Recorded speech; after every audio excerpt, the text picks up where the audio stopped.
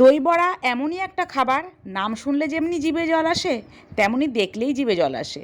তো বিউলির ডালটাকে 4-5 ঘন্টা ভিজিয়ে রাখতে হবে, তারপরে পেস্ট করে ব্যাস বড়ার আকারে ভেজে নিতে হবে। আর ভাজার পরে নুন মিষ্টি জলে ভিজিয়ে রাখতে হবে। আর এদিকে তেঁতুলের চাটনি না হলে তো ভালো লাগবে না, কারণ টক মিষ্টি একটু ঝাল এই চাটনিটা তো লাগবেই।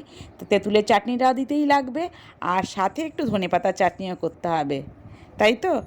এবার বড়ার আকারে ভেজে ভালো করে ভিজিয়ে নিয়ে সুন্দর করে এটাকে পরিবেশন করলেই হয়ে যাবে দই বড়া। আর আর আমার এই ভিডিওটা দেওয়া রয়েছে পুরোটাই, একটু গিয়ে দেখে নিও। আর এখানে ধনেপাতার চাটনিও হয়ে গেছে, ব্যাস। আর কি, এবার সুন্দর করে বড়াগুলো চিপে নিয়ে একটু সাজিয়ে নিলেই হলো। খেতে যেমন টেস্টি হয়েছিল, দেখতেও তেমনি।